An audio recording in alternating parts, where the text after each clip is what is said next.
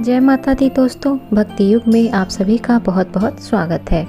माता रानी आप पर, आपके पूरे परिवार पर अपनी कृपा बनाई रखें। धार्मिक शास्त्रों के अनुसार त्रयोदशी तिथि के दिन जब सोमवार आता है, उस दिन सोम प्रदोष व्रत रखा जाता है।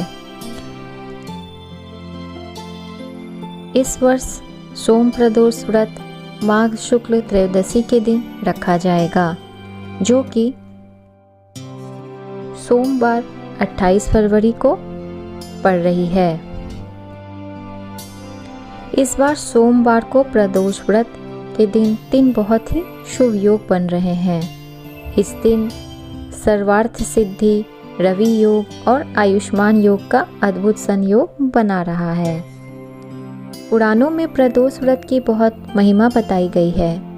एक प्रदोष व्रत करने का फल 2 गायों का दान करने के बराबर मिलता है। इस दिन सच्चे मन से प्रदोष काल में भगवान शिव जी की पूजा करने से हर कष्ट से मुक्ति मिलती है तथा मृत्यु के बाद मोक्ष की प्राप्ति होती है।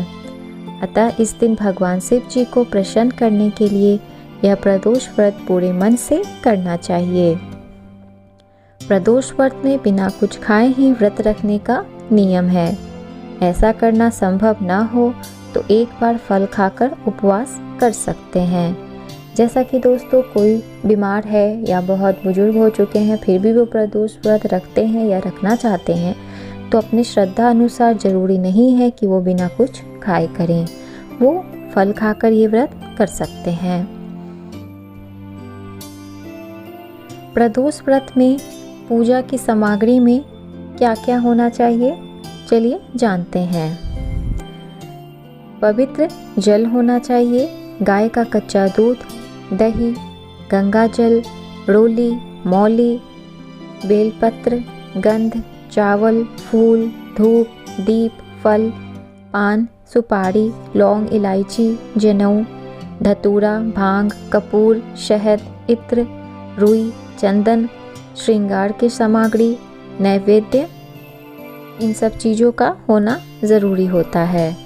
और दोस्तों अगर इतनी सारी चीज़ें कोई नहीं जुटा सकते हैं या इतनी सारी चीज़ों से कोई पूजा करने में सक्षम नहीं है, तो भगवान कभी भी ऐसा नहीं कहते कि आप हमें इन चीज़ों से पूजा करें फिर वो खुश होंगे। भगवान तो सच्चा हृदय और सच्चा मन देखते हैं। तो बिल्कुल भी परेशान होने की ज़रूरत नहीं है। पर हाँ, जो लोग सक्षम हैं इन सब चीज़ों को वो ला सकते हैं, तो वो जरूर इन सब चीज़ों से ही पूजन करें। पूजा की विधि क्या है, चलिए जानते हैं। सोम प्रदोष व्रत के दिन व्रतधारी को सुबह स्नान करने के बाद भगवान शिव जी की पूजा करनी चाहिए। पूजन के समय भगवान शिव, माता पार्वती और नंदी को पंचामृत व गंगा जल से स्नान कराकर बिल्वपत्र, गंध, चावल, फूल, धूप, दीप, नैवेद्य, फल, पान, सुपारी, लौंग और इलायची चढ़ाएं। त्रयोदशी के दिन प्रदोष काल में यानी सूर्यास्त से 3 घड़ी पूर्व शिव जी का पूजन करना चाहिए। सायंकाल प्रदोष के समय पुनः स्नान करके इसी तरह से शिव जी की पूजा करें। भगवान शिव जी को घी और शक्कर मिले मिष्टान अथवा मिठाई का भोग लगाएं। उसके बाद 8 दीपक 8 दिशाओं में जलाएं। इसके बाद शिव जी की आरती करें। रात्रि जागरण करके शिव मंत्र ओम सोम सोमाय नमः या ओम नमः शिवाय का भी जाप कर सकते हैं। इस तरह व्रत करने वालों की हर इच्छा पूरी होती है। सोम प्रदोष व्रत के दिन बहुत ही शुभ योग बन रहा है। अगर आप अपने घर में पारद शिवलिंग को स्थापित करना चाहते हैं, घर के पूजा स्थान पर रखना चाहते हैं, तो ये बहुत अच्छा दिन है। आप उस दिन उन्हें आराम से अपने घर में स्थापित कर सकते हैं। पारद शिवलिंग से जुड़ी एक अहम बात ये है कि यदि प्रतिदिन घर में पारद शिवलिंग का पूजन किया जाए तो पितृदोष, काल सर्प दोष, वास्तु दोष आदि समाप्त हो जाते हैं और जीवन में शुभ समय का आगमन होना शुरू हो जाता है। दोस्तों शिव के कुछ मंत्र हैं एक दो मंत्र हम सभी जानते हैं, तो चलिए मैं उस मंत्र को आपको बताती हूँ। ओम नमः शिवाय। दूसरा मंत्र है ओम आशुतोषाय नमः।